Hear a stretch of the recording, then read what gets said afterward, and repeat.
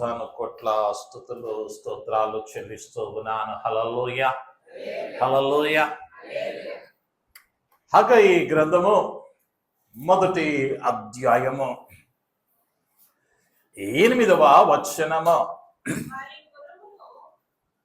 హగ్గయి గ్రంథము పర్వతములెక్కి మ్రాను తీసుకుని వచ్చి మీరు ఈ మందిరమును కట్టించిన ఎడల దాని యందు నేను సంతోషించి నన్ను ఘనపరచుకుందునని యెహోవా సెలవిచ్చుచున్నాడు. దేవుని నామానికి మహిమ కలుగును గాక. హల్లెలూయా. హగ్గయి ప్రవక్త ద్వారా ఇశ్రాయేలు జనాంగముతో దేవుడు మాట్లాడిన మాట, సెలవిచ్చిన మాట. ఆ 8వ వచనములో చెప్పబడిన తొలి పలుకులను మనం గమనిస్తే, పర్వతములకెక్కి మ్రాను తీసుకుని వచ్చి మీరు ఈ మందిరమును కట్టించిన ఎడల దేవునికి మహిమ కలుగును గాక. హల్లెలూయా. మందిరం కట్టాలంటే ఏం చేయమన్నాడయ్యా అంటే, పర్వతాలకు ఎక్కండి, ఎక్కి మ్రానులను. ఇది సులువైన పనేనా? సులువైందా కష్టమా? ఏం పని? భారమైన పని. పర్వతాన్ని ఎక్కాలి. ఆనాడు ఈ రోజుల్లో ఉన్నట్లుగా చెట్లను కత్తిరించే యంత్రాలు లేవో, మనుషులే ప్రయాసపడాలి. ఆ పర్వతమునకెక్కి కత్తిరించితే సరిపోలేదో, ఆ మ్రానులను పర్వతము దిగువనకు తీసుకొని రావాలి. అంటే ప్రభువేదో మందిరాన్ని నిర్మించమని ఒక్క మాట చెప్పి విడిచిపెట్టలా. దీన్ని ఎలా చేయమన్నాడయ్యా అంటే, భారముతో చేయమన్నాడు. దేవునికి మహిమ కలుగును గాక. హల్లెలూయా, హల్లెలూయా. ఎందుకు దేవుడు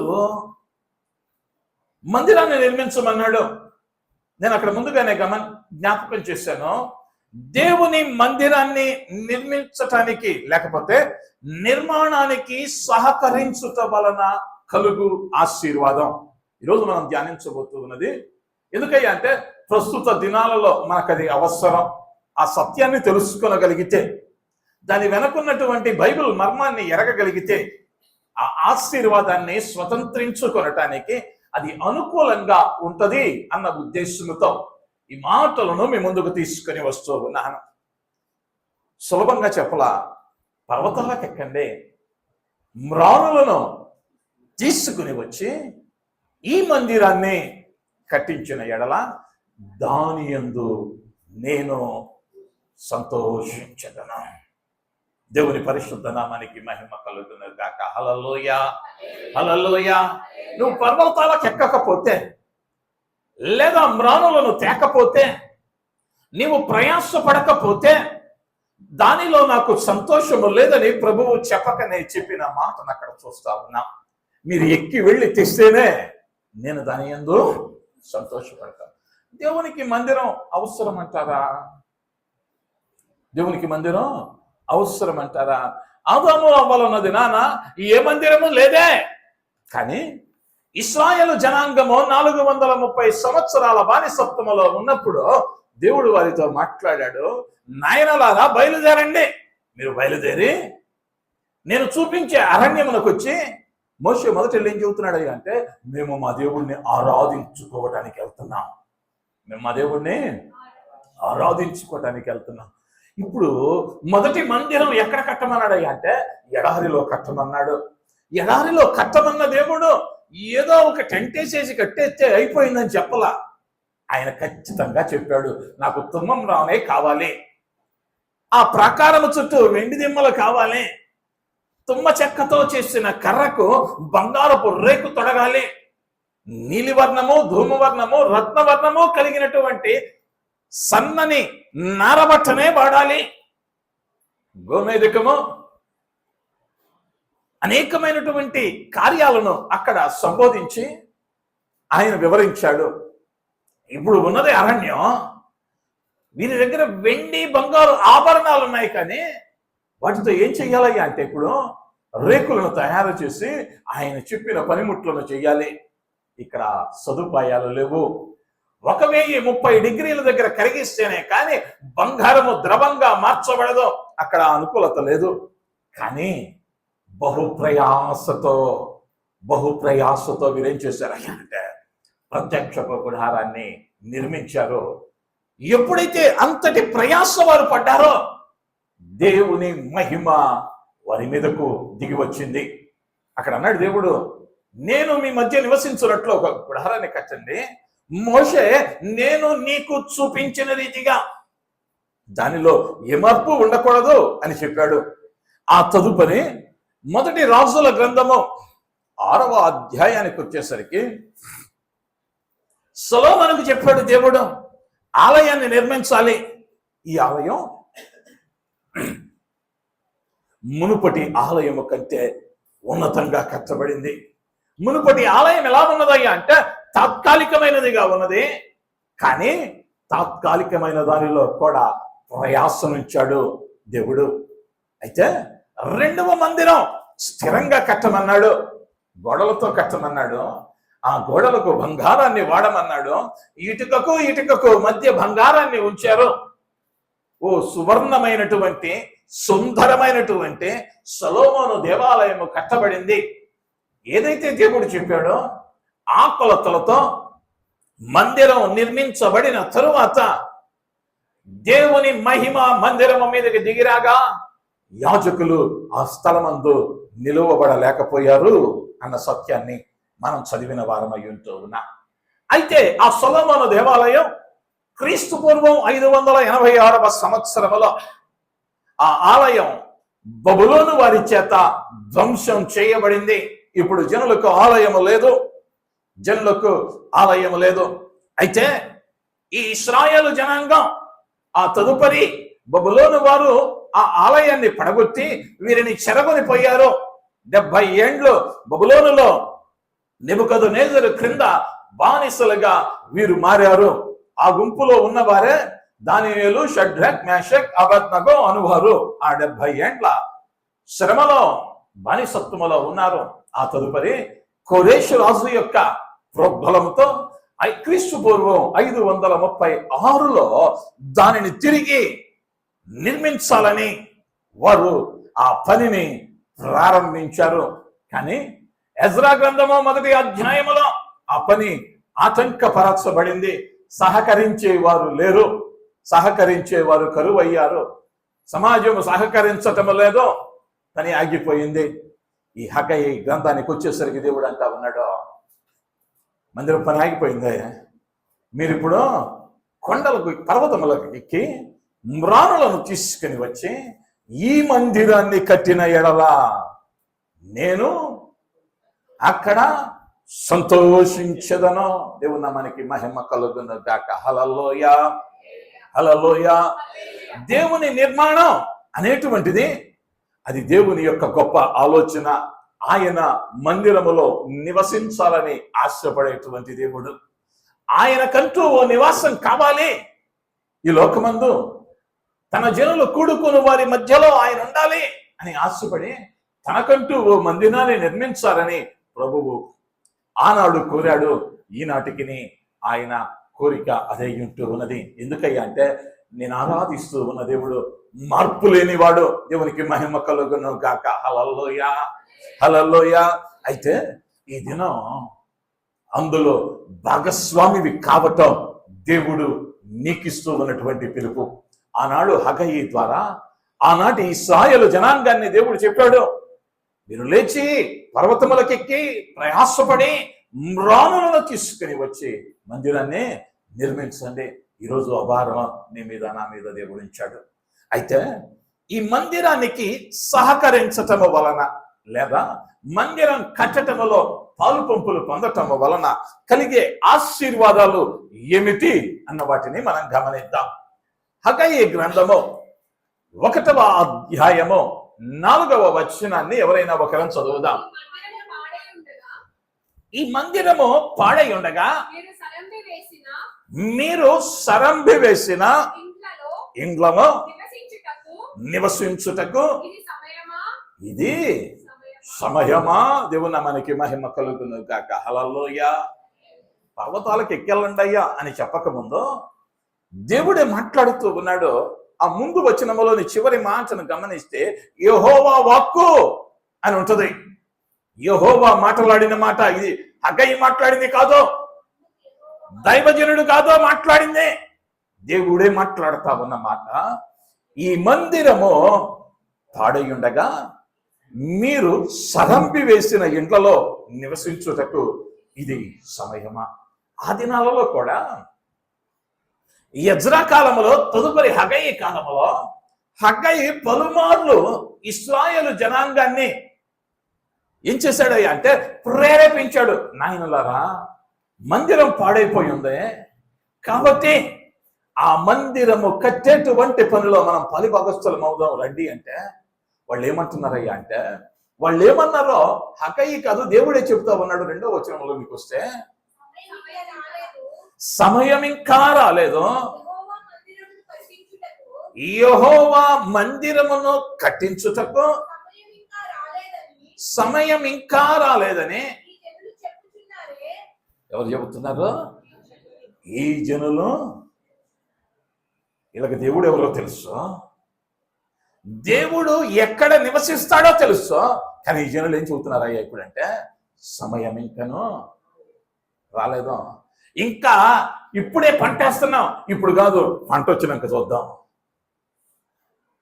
ఇప్పుడే కొత్త పనిని ప్రారంభించా, ఈ పని అయినాక చూద్దాం, ఇప్పుడు కాదు అని వీళ్ళు ఏమన్నా లేకుండా ఉన్నారా అంటే, వీళ్ళు ఎలాంటి ఏళ్ళలో ఉన్నారయ్యా అంటే సారంభి వేసినటువంటి, అంటే చక్కని మ్రానులతో, చక్కని విలువైన మ్రానులతో అందమైన గృహాలలో నివసిస్తూ ఉన్నారు.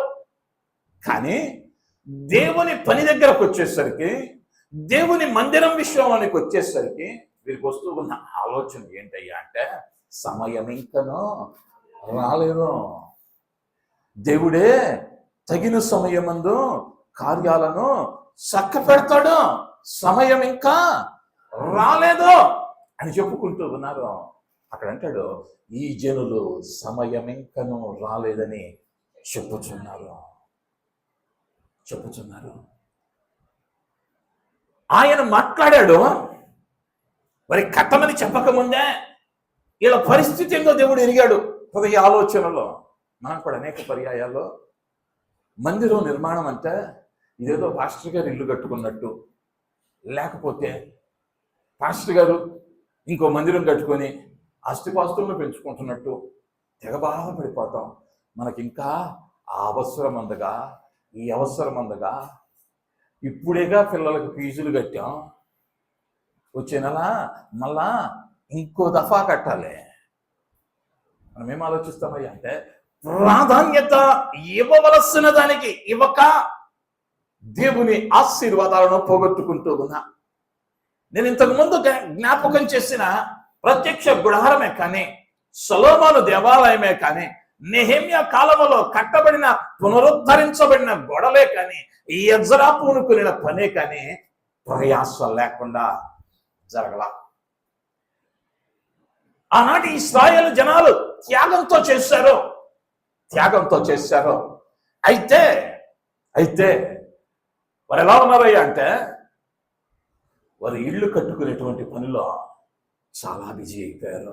తమ జీవితాలను కట్టుకునే పనిలో, తమ వ్యాపారాలలో, తమ పనులలో, తమ ఉద్యోగాలలో, తమ కుటుంబ బాధ్యతలలో బిజీ అయ్యారు. కానీ మందిరం దగ్గరికి వచ్చేసరికి ఇప్పుడు కాదులే, ఇంకా టైం రాలేదులే, వచ్చినప్పుడు దేవుడే చూసుకుంటాడులే.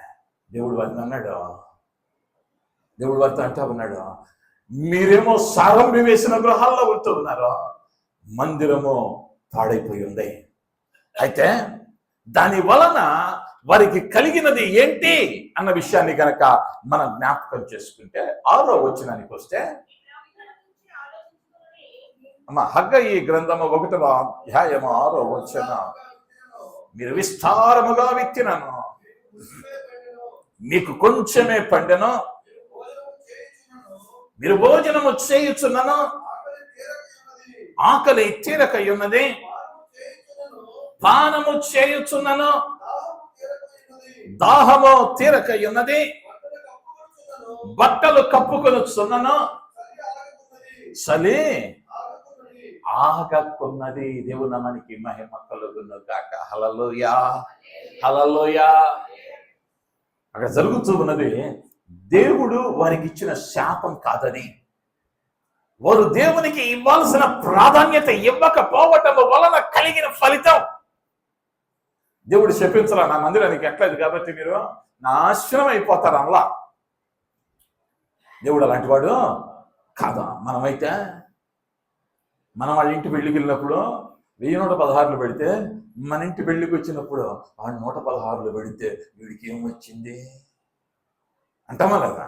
పుస్తకం ఒక్కసారి పెళ్లికి వెళ్ళి చదువు ఇంపులు రాసేటప్పుడు ఖచ్చితంగా ఒక పుస్తకం పెడతారా? వాడు చిన్నోడైనా పెద్దోడైనా. ఎందుకో తెలుసా? మొన్న నేను పెట్టింది మళ్ళీ తిరిగి వచ్చిందా లేదా, లేకపోతే వాళ్ళ ఇంటికి వెళ్ళేటప్పుడు నేను ఎంత పెట్టాలి. ఇప్పుడు వీరు చేసిన పనిని బట్టి మానవులలాగా దేవుడు వారిని శపించలేదు, వారు చేసిన పనికి ఫలితం అనుభవిస్తా ఉన్నారు.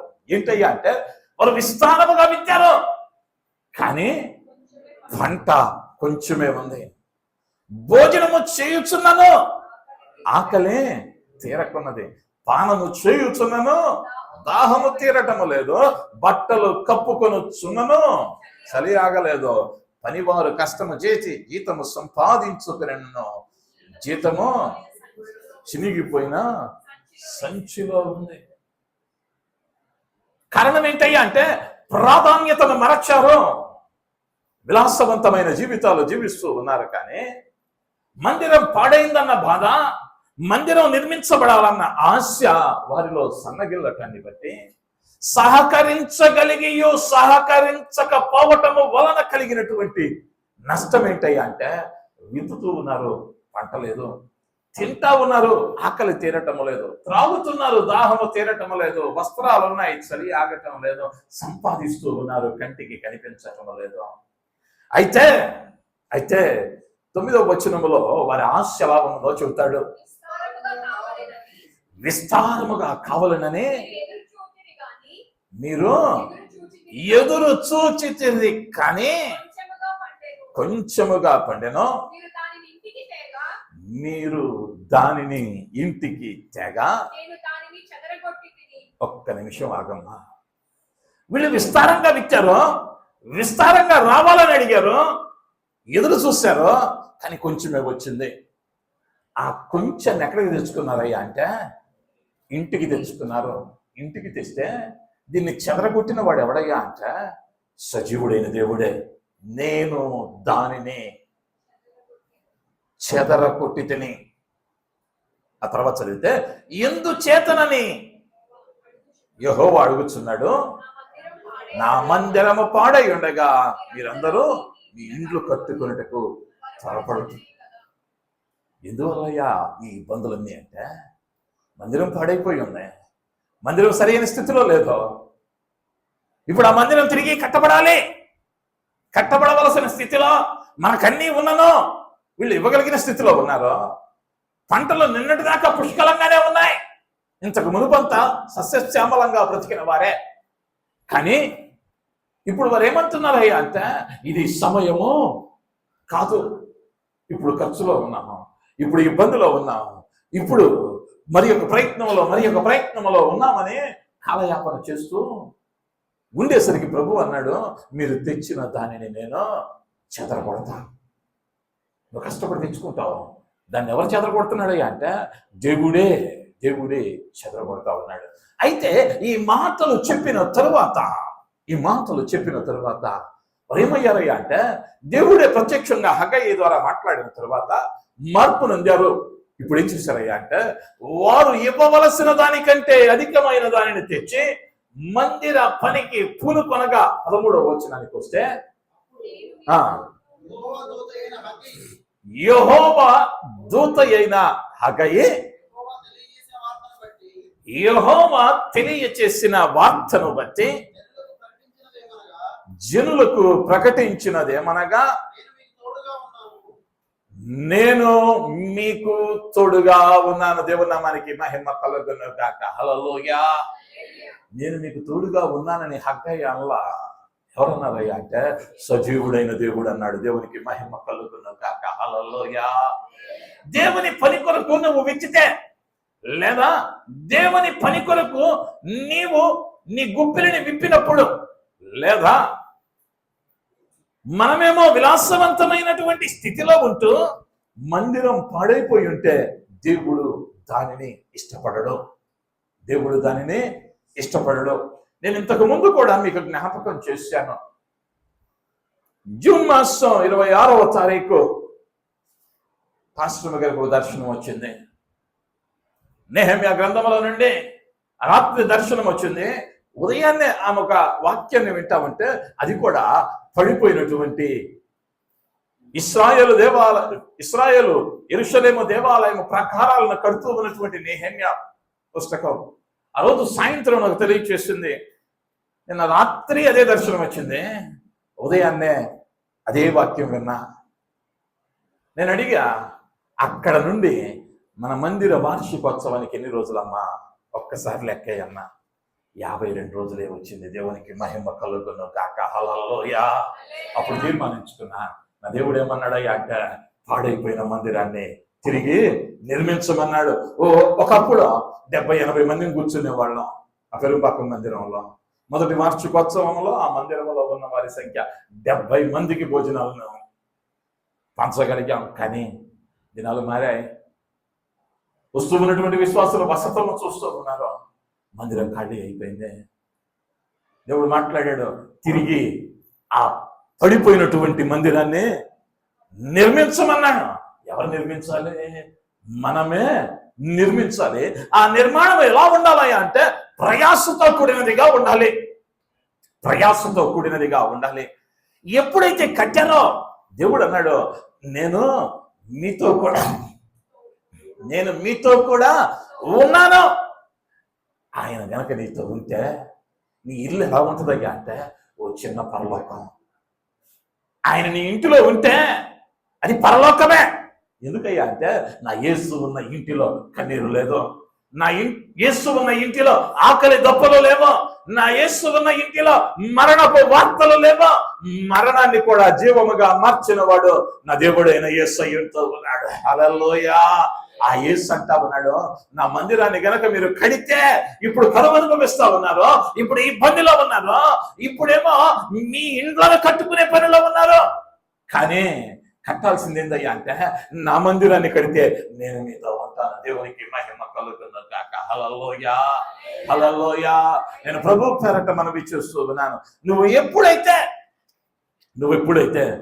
ఆయన కొరకు ప్రయాసపడతావో, లేదా ఆయన ప్రాధాన్యత ఇస్తావో, ఆయన నిన్ను ఆశీర్వదిస్తాడు. ఓ ఇల్లు కట్టుకున్నాం అనుకుందాం, ఆ ఇంటిలో ప్రార్థన లేదా అన్ని సౌకర్యాలు ఉన్నా దేవుడు ఆ ఇంటిలో లేకపోతే ఆ ఇంట్లో ప్రార్థన ఉండదు, వాక్యం ఉండదు, అది ఆశీర్వాదకరమైనదిగా ఉండదు. పైన భవంతి మాత్రం అందంగా ఉంటుంది, నువ్వు చేస్తూ ఉన్న పని అందంగా ఉండొచ్చు, కానీ లోపల ఆశీర్వాదం లేకపోతే అది వేదన. అందుకనే సొలొమోను అన్నాడు, ఉన్నతమైనటువంటి గృహములో గయ్యాళి అయిన భార్యతో కాపరం ఉండట కంటే మిద్ది మీద కూర్చోవటం మంచిది, అటకెక్కి కూర్చోవటం మంచిది. ఎందుకయ్యా అంటే ఇల్లు అయితే ఉంది, కానీ దానిలో ఏం లేదు, నెమ్మది లేదు. కానీ నా దేవుడు ఉంటే ఆ ఇంట్లో ఏముంటదయ్యా అంటే నెమ్మది ఉంటది. కానీ దేవుని కొరకు నిర్మింపబడుతూ ఉన్న మందిరం అలా కాదు. కన్నీటిలో ఉన్నవాడు వస్తాడు, వేదనలో ఉన్నవాడు వస్తాడు, ఇబ్బందిలో ఉన్నవాడు వస్తాడు, వచ్చిన వాడు ఆదరింపబడిన వానిగా వెళతాడు. దేవునికి మహిమ కలుగును గాక. హల్లెలూయా. హల్లెలూయా. ఆయన ఉన్న స్థలములో అద్భుతాలే మీరు గమనిస్తూ ఉన్నారు. ఈ పరిచర్యలో ఈ స్థలంలో ఎన్నో ఇబ్బందులతో వచ్చిన వారు ఉన్నారు, ఎన్నో కష్టాలతో వచ్చిన వారు ఉన్నారు, ఎన్నో వ్యాధి బాధలతో వచ్చిన వారు ఉన్నారు. వాటన్నిటి నుంచి నా ప్రభువు రక్షించి విడుదల చేసి ఎన్నెన్నో అద్భుతాలు చెప్పుకుంటూ వెళితే సమయం సరిపోదు. కానీ ఈ 13 ఏళ్ల మందిర పరిచర్యలో అనుదినము అద్భుతమే. ప్రతి సందేశము ద్వారాను ఆయన మాట్లాడుతూనే ఉన్నాడు. నా దేవుడు మందిరములో నిలచి ఉన్నవానిగా ఉన్నాడు. హల్లెలూయా. హల్లెలూయా. ఆ మందిరం ఎట్లుండకూడదయ్యా అంటే నీ ఇల్లేమో సౌకర్యవంతముగా ఉండి మందిరము లోట్లో ఉండకూడదు. నీ ఇల్లేమో అద్దాల మేడై ఉండి మందిరమేమో ఊరిపాకలో మందిరం కట్టమన్న చోటల్లా దేవుడు దీంతో కట్టమన్నాడు అయ్యా అంటే వెండి బంగారాలను వాడమన్నాడు తప్ప ఇత్తడి ఇనుముల్ని, అవి కూడా లోహాలే, బంగారము కన్నా ఇత్తడి ఇంకా మన్నికైనది, కానీ దాని విలువ తక్కువ. నా దేవునికి ఏం కావాలయ్యా అంటే విలువైనదే కావాలి. దేవునికి మహిమ కలుగున కాక. హల్లెలూయా, హల్లెలూయా. అందులో వచ్చే మన ఆదాయములో, మన సమయములో, మన ప్రతిభలో దేవుడికి మొదటి స్థానం ఇస్తే దేవుడు మన జీవితాలను స్థిరపరుస్తాడు. ఎప్పుడైతే మొదటి స్థానం ఇచ్చావో, మొదటికి ఏం పని అయ్యా అంటే మందిరం పని అయిన తర్వాతే నేను కొత్త వాహనం, మందిరం పని అయిన తర్వాతే నేను ఈ కొత్త వస్తువును కొనుక్కుంటా, లేదా నా మందిరం కట్టబడిన తరువాత మరి ఒక పని అని తీర్మానించుకొని చూడం. గత వారం ఒక తమ్ముడు సాక్ష్యం కూడా చెప్పాడు, డబ్బులు లేవు, ఈఎంఐలో కార్డుతో స్వైప్ చేస్తానన్నాడు, కానీ నా దేవుడు ద్వారం తెరిచాడు.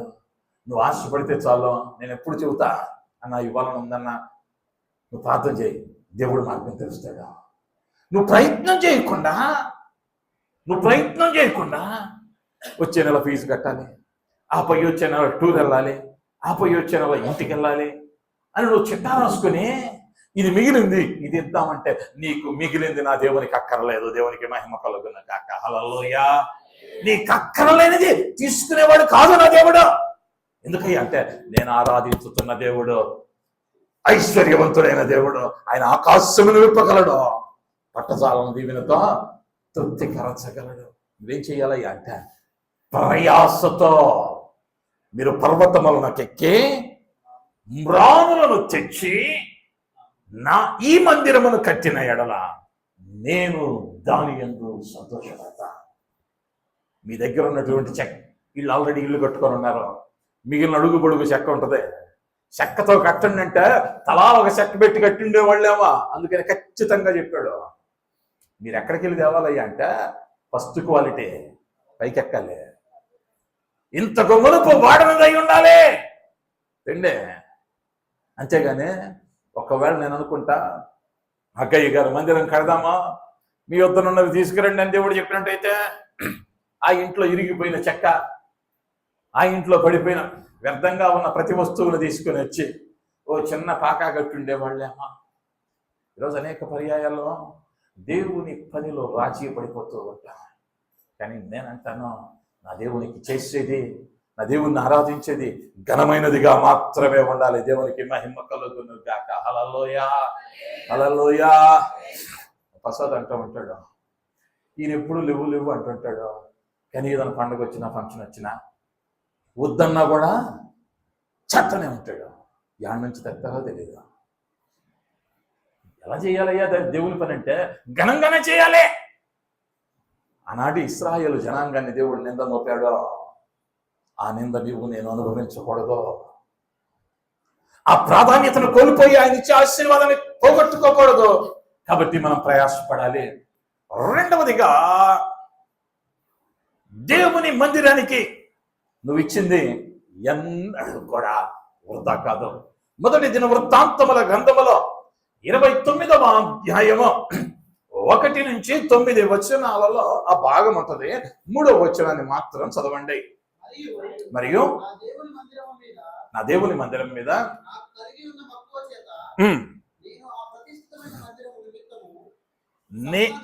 అక్కడ జాగ్రత్తగా చదవాలి. అక్కడ నేను ఆ ప్రతిష్ఠితమైన, అవి రెండు కలిపి చదివి అవనుకో పొరపాటు జరిగింది. ఆ ప్రతిష్టమైన మందిరము నిమిత్తము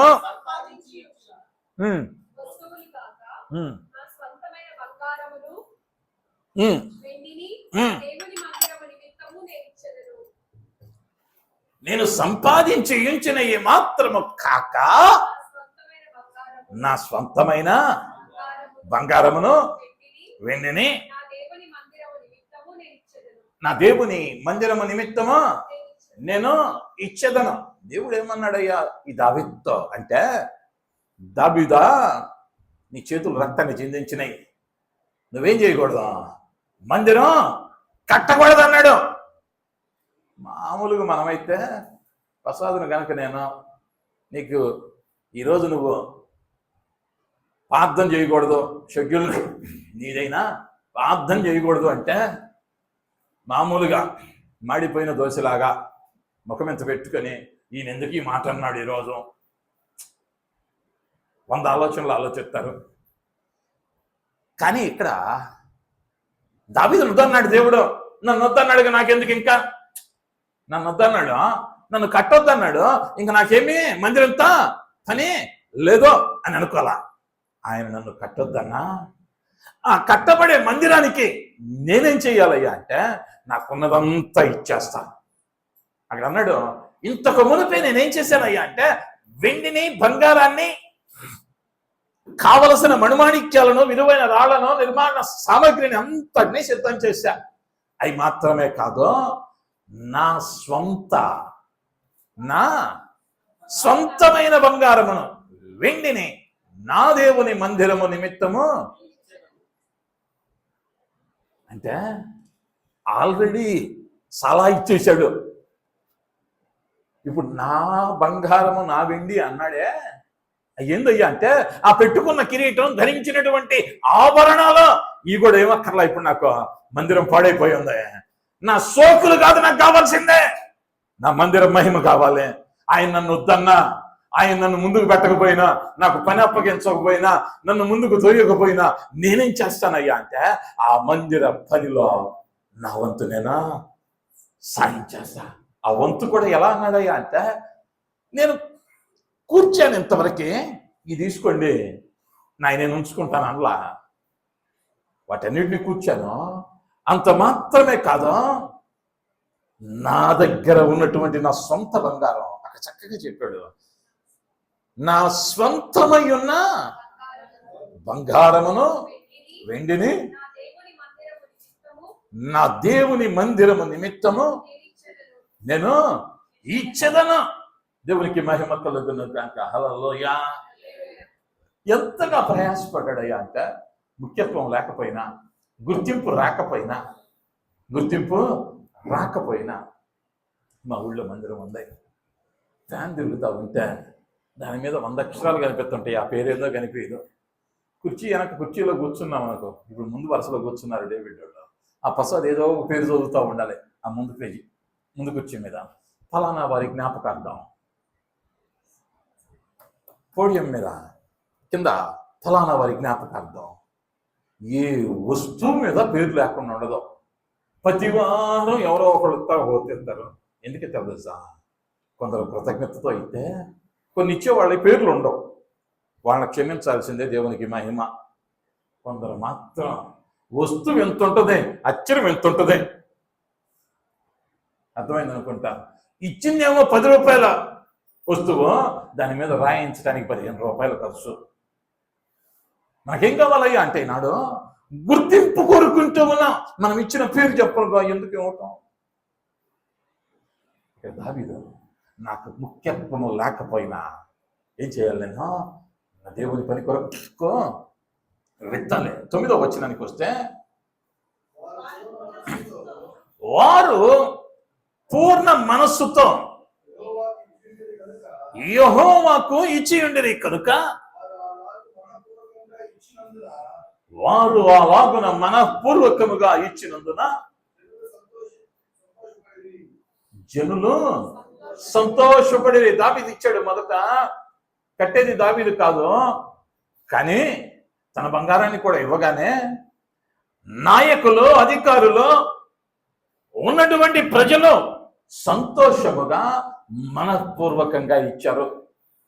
మనఃపూర్వకముగా ఇవ్వటము వలన జరిగింది ఏంటయ్యా అంటే, మనఃపూర్వకముగా ఇవ్వటము వలన జరిగిన కార్యం ఏంటయ్యా అంటే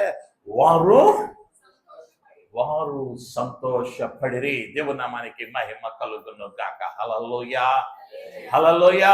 వారు సంతోషపడటానికి కారణం ఏంటయ్యా అంటే దేవునికి ఇచ్చారు. సంతోషంగా ఉన్నారు అంటే ఆ ఇంట్లో కరువు లేదు, సంతోషంగా ఉన్నారు అంటే ఆ ఇంట్లో అనారోగ్యం లేదు, సంతోషంగా ఉన్నారు అంటే ఆ ఇంట్లో గొడవలు లేవా, అప్పుల బాధలు లేవా, ఇబ్బందులు లేవా.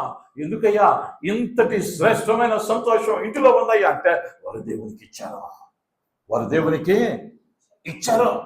14వ వచనానికి వచ్చేసరికి దావీదు ఇలా ప్రార్థన చేస్తా ఉన్నాడు. ఈ ప్రకారము మనపూర్వకముగా ఇచ్చు సామర్థ్యము మాకుండుటకు నాయనా, ఇంత బంగారం వెండి మణులు మాణిక్యాలు ఇచ్చినటువంటి ఈయన అంటాడు, అయ్యా మేము మనపూర్వకముగా ఇంతగా ఇచ్చు సామర్థ్యము మాకుండటానికి నేనెంత మాత్రపు వాడనో, నా జనులెంత మాత్రపు వారు, సమస్తమును నీ వలననే కలిగెను కదా. నీ స్వసంపాద్యములో కొంత మేము నీకు ఇస్తున్నాము. నేను సంపాదించిన దానిలో కాదు, అక్కడ కరెక్ట్ చదవండి. మేము సంపాదించిన దానిలో కొంత నీకు ఇస్తున్నాం కాదు, నీ స్వసంపాద్యములో, నీవు స్వంతగా సంపాదించిన దానిలో. ఆయన ఏం చేశాడయ్యా అంటే, నీకు సంపాదన ఎందుకు ఇచ్చాడయ్యా అంటే, ఆయన సంపాదన అదే నీ దగ్గర దాచిపెట్టాడు అంతే. అది అర్థం కావట్ల మనకి. ఆయనది నీ దగ్గర పెట్టాడు, ప్రస్తుతానికే ఇష్టం వచ్చినప్పుడు తీసుకుంటాడు. అర్థమైందా? నువ్వు ఎవరికన్నా 100 రూపాయలు ఇచ్చావు, 4 రోజులు ఆగి ఓ 10 రూపాయలు ఇరా అంటే వాడు ఈయన అన్నాడు అనుకో, ఎట్టుంటుంది వాతావరణం? అసలు 100 ఎప్పుడు ఇస్తామని కూర్చుంటాడు. అవునా కదా? ఇక్కడ దావీదు అంటామన్నాడు, నా స్వసంపాద్యము అనలా, నీ స్వసంపాద్యము, నువ్వు సంపాదించి పెట్టిందయ్యా నాకు. ఈరోజు నేను అంటాను, నువ్వైనా నేనైనా ఈ స్థితిలో ఉన్నామంటే ఆయన సంపాదించి పెట్టినదే, అందులో అనుమానం లేదు. దేవునికి మహిమ కలుగును గాక. హల్లెలూయా. దానిలో నువ్వేం చేయకూడదయ్యా అంటే దిగబట్టకూడదు. రేపు పొద్దున్న ఉల్లిపాయలు కొనాలి, ఎల్లుండి మాంసం తెచ్చుకోవాలి, ఈ చిల్లర కబుర్లో రాకూడదు. ఆయన ఇచ్చింది నిన్నటి వరకు, ఈ రోజు వరకు అనుభవించావు. ఇక్కడి నుంచి ఏం చేయాలి అంటే ప్రయాసపడాలి. ఇక్కడి నుంచి ప్రయాసపడాలని ఆయన అన్నాడు. దావీదు, నీ స్వసంపాద్యములో నుండి కొంత మేము నీకు ఇచ్చుతున్నాం. నువ్వు మొత్తం ఇవ్వట్లా, నిన్ను మొత్తం అడిగేవాడు కూడా కాదు నా దేవుడు. దేవునికి మహిమ కలుగును గాక. హల్లెలూయా, హల్లెలూయా. మొత్తం అడిగితే ముఖం మార్చుకోవచ్చు, ఆయన అంటున్నాడు, వారు ఎలా ఇచ్చారు అంటే మనపూర్వకముగా. జేబులో 1000 రూపాయలు ఉన్నాయి అనుకుందాం, లేదా ఇప్పుడు జేబుల్లో ఏడబెట్టుకుంటున్నాం, ఏదో పేలు, Google pay, PhonePe, Paytm, WhatsApp పేలు కూడా వచ్చేసినాయి ఇప్పుడు, అమెజాన్ పే. ఆ పేర్లో ఉంటాయి, ఏ పేర్లో కాదు కానీ ఆ పేర్లో ఉంటాయి.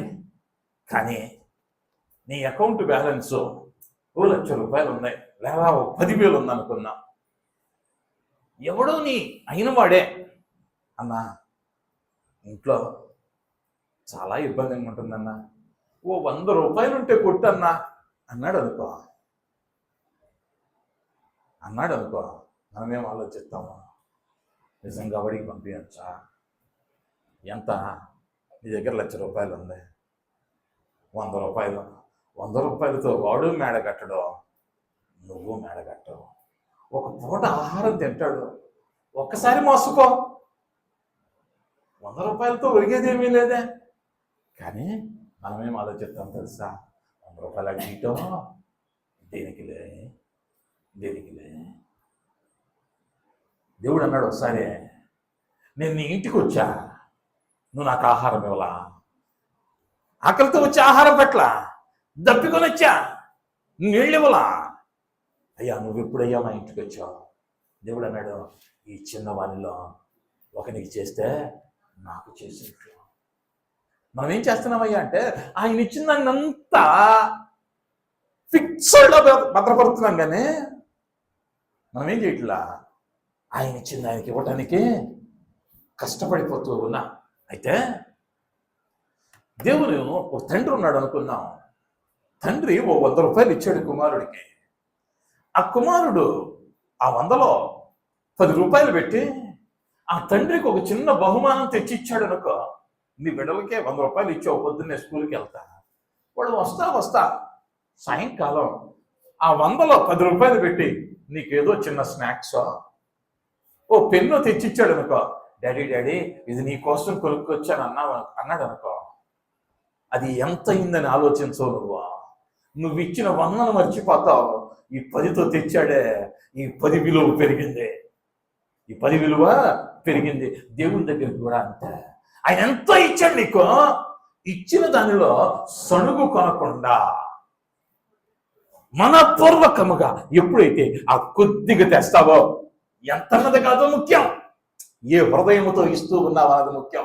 ఒకవేళ హృదయములో వేరొక ఉద్దేశమును పెట్టుకుని నువ్వు కోట్లు కుమ్మరించిన ఉపయోగం లేదు.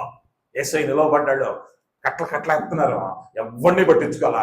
ముసలాం వచ్చిందే, ఉడుకుతుంది, 2 కాసులు వేసింది. దేవుడు అన్నాడు, ఈమె విస్తారమైన కానుకేసిందే. దేవునికి కావాల్సింది ఏందయ్యా అంటే నీ పరిస్థితిని చూస్తాడు. నీ బ్యాంకు బ్యాలెన్స్ ఎంత ఉందో మీ ఆవిడికి తెలియదేమో, నా యేసయ్యకి తెలుసు. ఆ ఉన్న దానిలో నువ్వు ఎంత ఇచ్చావో ఆయన చూస్తాడు.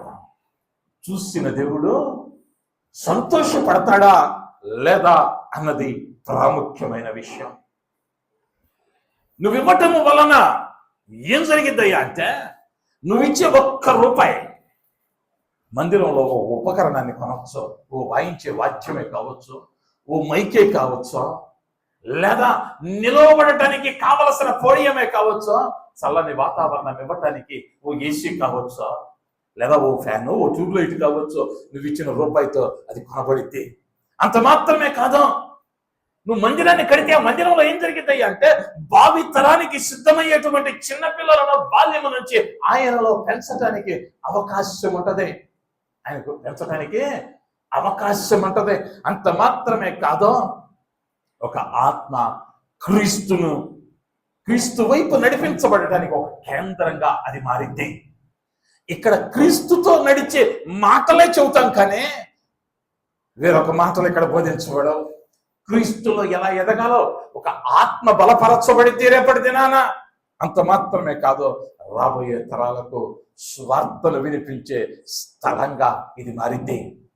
రేపు రాబోతున్నటువంటి నూతన ఆత్మ నువ్వు విత్తిన ఈ కానుకతో అది ఫలం పొందినప్పుడు, వారు ఆశీర్వదింపబడినప్పుడు, వారు రక్షింపబడినప్పుడు, వారి వేదనలో నుండి ఆనందములోనికి వచ్చినప్పుడు దాని వలన కలిగే ఫలితం నువ్వు అనుభవిస్తావు. దేవునికి మహిమ కలుగును గాక. హల్లెలూయా, హల్లెలూయా. ఈరోజు నువ్వు మందిరానికి విత్తుతూ ఉన్నది ఖర్చు కాదు. ఈరోజు మందిరానికి విత్తేనే, అయ్యో పాస్టర్ గారు మళ్ళా యానివర్సరీతో పాటు డెడికేషన్ అని పెట్టాడు, కొత్త ఖర్చు పెట్టాడు అనుకోవద్దు. ఇది ఖర్చు కాదు. దేవునికి మహిమ కలుగును కాక. హల్లెలూయా, హల్లెలూయా. నిత్య ఫలితానికి నువ్వు ఇచ్చేటువంటి ఓ విత్తనం, నువ్వు విత్తేటువంటి విత్తనం రాబోయే పంటను కోయటానికి ఈరోజు నువ్వు విత్తుతూ ఉన్నావు. ఎంతగా విత్తుతావో అంతే పంట. నువ్వెంతగా విత్తుతావో దానికి తగిన పంటను నా ప్రభువు దయచేయువాడై ఉంటూ ఉన్నాడు. దేవునికి మహిమ కలుగును గాక. 3వదిగా మనం చూడగలిగితే నెహెమ్యా గ్రంథము 13వ అధ్యాయం 14వ వచనం.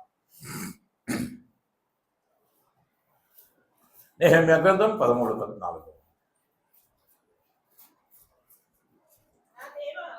నా దేవా,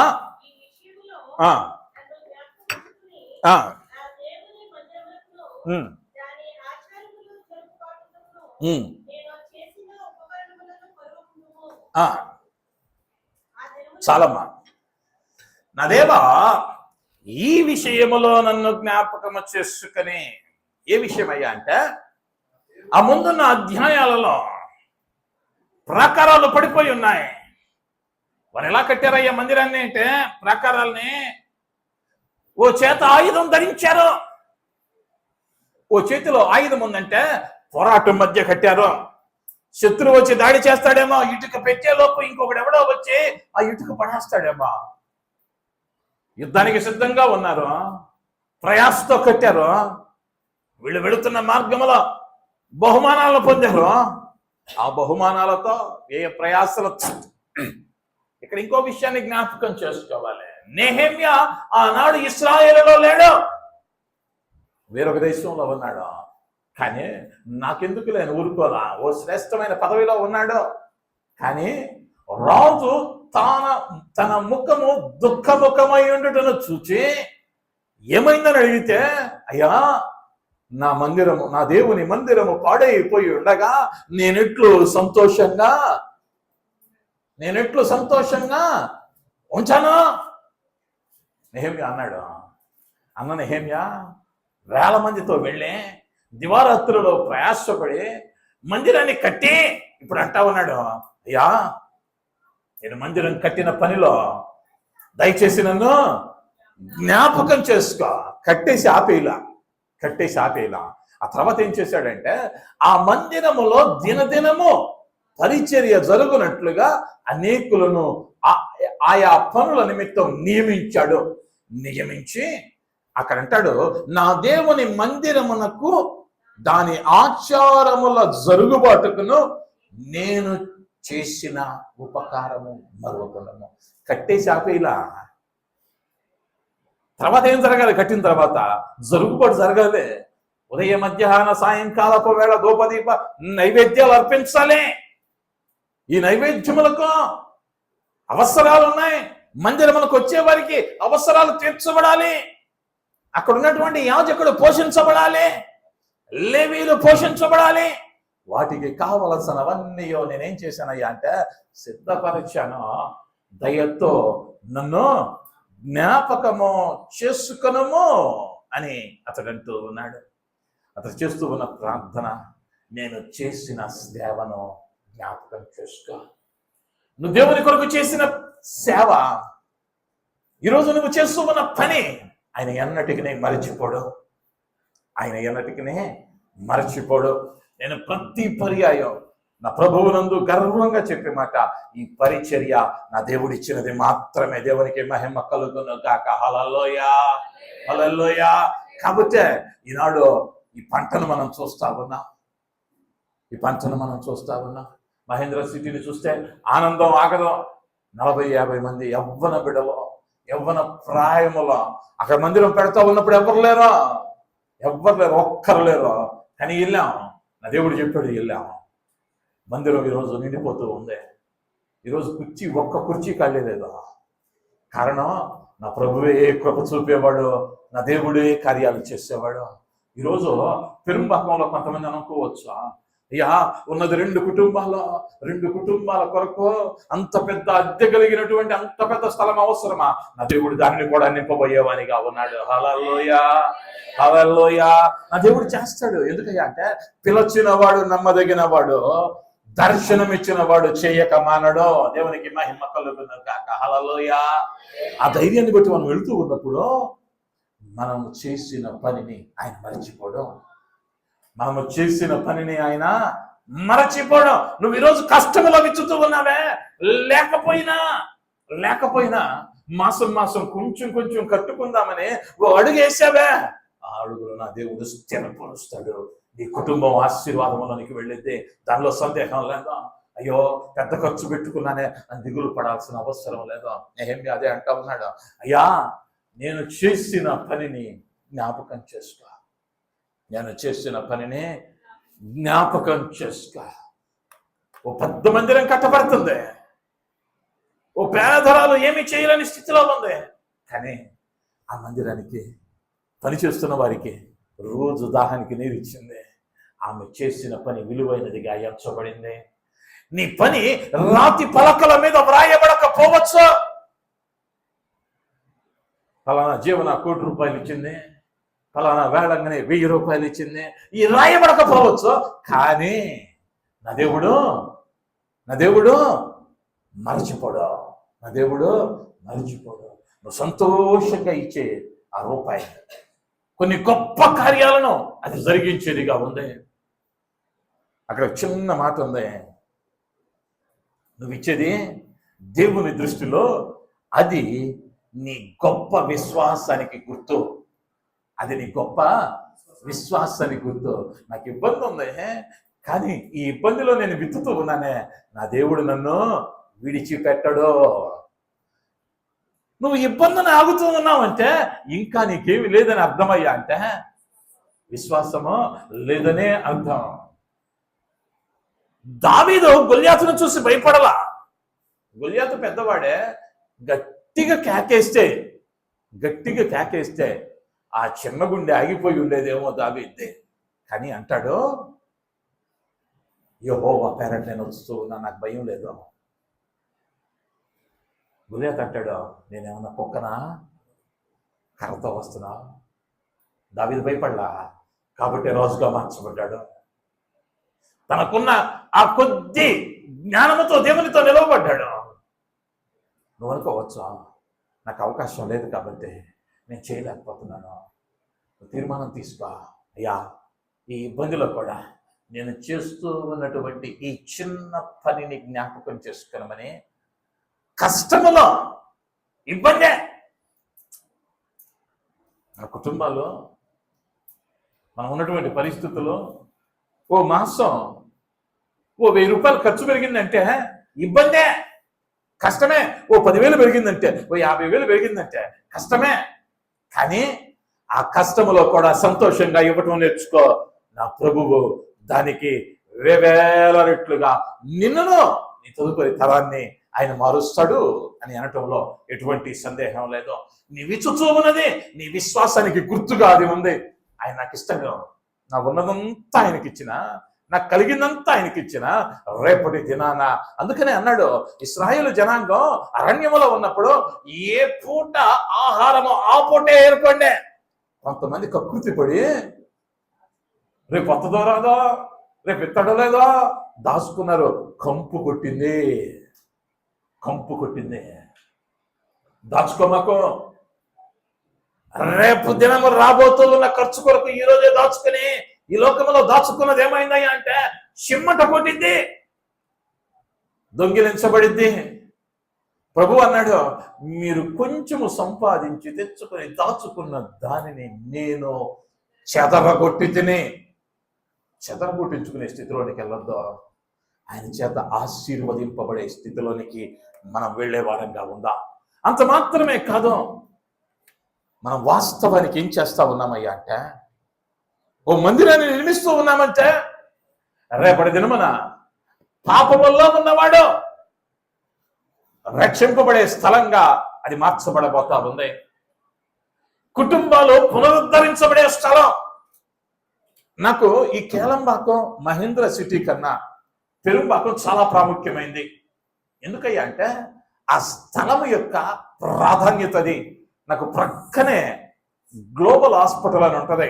అక్కడికి వచ్చే వారంతా కూడా తీవ్రమైన వ్యాధులు కలిగిన వారు. ఈ నెల్లూరు కావలి నుంచి యువతల వారంతా తెలుగు వారు ఆ హాస్పిటల్కి వస్తారు. 2016 ప్రాంతంలో నెల్లూరుకు చెందినటువంటి ఓ కుటుంబం కిడ్నీ ట్రాన్స్ప్లాంటేషన్కి వచ్చింది. ఆ దినాలలో మెయిన్ రోడ్లో నా బోర్డు ఉండేది. ఆ బోర్డు చూసి వాళ్ళు సనాతన హైందవ కుటుంబం బోర్డు చూశారు, బాధలో ఉన్నారు. వచ్చి తలుపు కొట్టి, అమ్మ ఎవరమ్మా అంటే, వాళ్ళు నన్ను అయ్యా అని పిలిచేవారు కాదు. స్వామి, మేము పలానూరు నుంచి వచ్చాం, మా ఆయనకి ఇలా ఉంది, ప్రార్థన చేస్తామని వచ్చాం, యేసయ్యకు ప్రార్థన చేస్తామని వచ్చాం. ఓ రాత్రి వచ్చారు 9 గంటలప్పుడు, అయ్యా ఆయన లేవలేకపోతున్నాడు, ఆపరేషన్ జరిగింది, పట్టుకుపోతుంది, అడుగు కింద లేకపోతున్నాడు, భయం వేసేస్తుంది, నువ్వు వచ్చి ఒక్క మాట ఆయన తల మీద చేయబెట్టిల్లయ్యా చక్కబడిద్ది. అన్యులకుంది ఆ విశ్వాసం. వెళ్ళాం, దేవుని పేరట కన్నీటితో వెళ్ళాం, ప్రార్థన చేశాం. పొద్దున్నే ఫోన్ చేశారు, అయ్యా రాత్రి ఏమైందో తెలీదు. పొద్దున్నే లేచి నడిచాడు.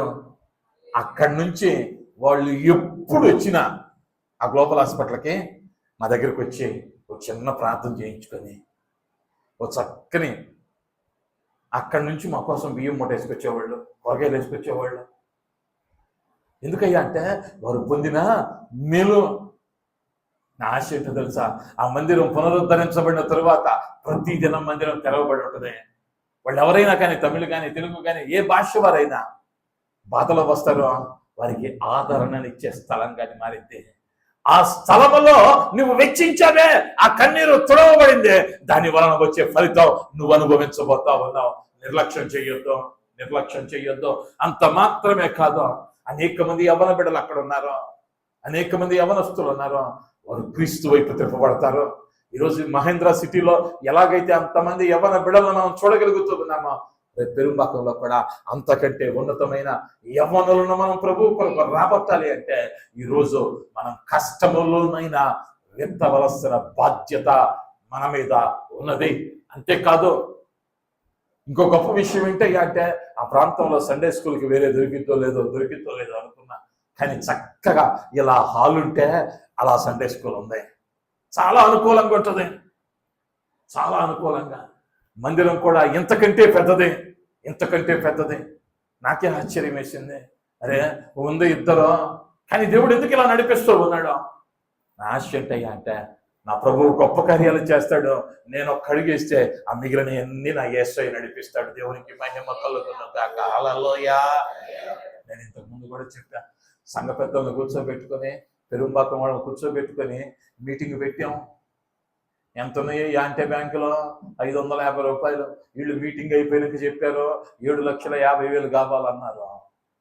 కానీ నా దేవుడు ఏం చేస్తాడయ్యా అంటే, శూన్యముల నుండి సమస్తాన్ని సమకూరుస్తాడు. దేవునికి మహిమ కలుగును గాక. హల్లెలూయా. నేను మళ్ళీ చెబుతా, ఆయన చేస్తాడు. కానీ ఆనాటి ఇశ్రాయేలీయుల వలె, హగ్గయి చేత హెచ్చరించబడిన వారి వలె మనమేమో సారంభి వేసిన గృహాలలో ఉంటూ మందిరము పాడైపోయి ఉంటే ఊరకుండటం ప్రమాదం. నువ్వు కట్టబోతూ ఉన్నటువంటి ఈ మందిరం భావితరాలలో అనేకులకు దీవెనకరంగా మారబోతా ఉంది. నేను పెరుంబాకం మందిరం గురించి వేల సాక్ష్యాలు చెప్పగలను, వేల సాక్ష్యాలు. నేను నమ్ముతారో నమ్మరో, ఢిల్లీ పనిచేసుకునేవాడు తమ్ముడు ఎయిడ్స్ వ్యాధి వచ్చింది, ఎయిడ్స్ వ్యాధితో ఉన్నాడు. వాళ్ళ అన్న చెప్పాడు, ఆ తమ్ముడు చెప్పుకోవడానికి సిగ్గుపడ్డాడు. వాళ్ళ అన్న చెప్పాడు నాకు, నా తమ్ముడికి ఎయిడ్స్ వచ్చిందన్న, తమ్ముడు ప్రార్థన చేద్దామన్నా. 3 మాసాలు కన్నీటితో ప్రార్థన చేశాం. 4వ మాసం హాస్పిటల్కి వెళ్ళాడు, జగ్గించుకున్నాడు. అన్న లేదంటన్నా ఇప్పుడు. దేవునికి మహిమ కలుగును గాక. హల్లెలూయా. నేను అంటాను, దేవుడు ధైర్యంగా చెబుతాను, ఈ రోజు వరకు దానికి ముందు కనిపెట్టిన మగాడు లేడు లోకంలో, కానీ నా దేవుడు కనిపెట్టాడు. దేవునికి మహిమ కలుగును గాక. హల్లెలూయా. ఆయన పిలచిన స్థలములో, అది ఓ బెతస్దా కోనేరే, అది ఓ బేతేలే రొట్టెల ఇల్లే. కాబట్టి దానికి ప్రయాసపడగలిగితే నశించిపోతూ ఉన్న ఆత్మలో. ఈరోజు కూడా పెరుంబాకం నుంచి ఒక సహోదరి మెసేజ్ పెట్టింది, పాస్టర్ గారు మళ్ళా పెరుంబాకంలో మందిరం ఎప్పుడు స్టార్ట్ చేస్తారు? ప్రారంభించాలే కానీ నా ప్రభువు గొప్ప మందను సిద్ధం చేస్తున్నాడు, గొప్ప కార్యాలను జరిగించబోతూ ఉన్నాడు. నీకు నాకు అప్పగించిన పని ఏంటయ్యా అంటే, ఆలస్యం చెయ్యొద్దు. కట్టబడుతూ ఉన్నటువంటి మహిమకరమైన మందిరములో వాక్యం చెప్పబడింది. హగ్గయి గ్రంథము 2వ అధ్యాయము 9వ వచనములో, ఈ కడవరి మందిరము యొక్క మహిమ మునుపటి మందిరము యొక్క మహిమను మించునని. ఆమేన్, ఆమేన్. ఇప్పటికి ఉన్న మందిర మహిమల కంటే రాబో మందిర మహిమ వీటిని మించిపోవును. హల్లెలూయా. దేవుడు అన్నాడు ఇశ్రాయేలుకు చెప్పాడు, మీరు పడిపోయింది మందిరం తిరిగి కడుతున్నారే, ఇంతకు ముందున్న మందిరంలో మహిమను చూసారే, దానికంటే ఉన్నతమైన మహిమ ఇక్కడ చూడబోతా ఉన్నారు. దేవుడి ఇచ్చిన దర్శనం కూడా అదే. దానికి ఒక ప్రయాసపడతా ఉన్నాం. ప్రార్థన చేద్దాం. మనం ఈరోజు విత్తుతూ ఉన్నదే, ఈరోజు మందిరంలో ప్రార్థనతో, ప్రేమతో, విశ్వాసముతో దేవుని మందిర నిర్మాణములో భాగస్వాములు అవుదాం. దేవుడు తప్పకుండా మన జీవితాలను, మన కుటుంబాలను, మన సంఘాన్ని ఆశీర్వదించును గాక. ఆమేన్. దేవునికి మహిమ కలుగును గాక. చక్కని మాటలను విన్నామని నేను ఆశపడుతూ ఉన్నాను. మందిరం కట్టడం దేవుడిచ్చే ఆలోచన, దానిలో పాలు పంపులు పొందటం నీవు పొందుకునే భాగ్యం.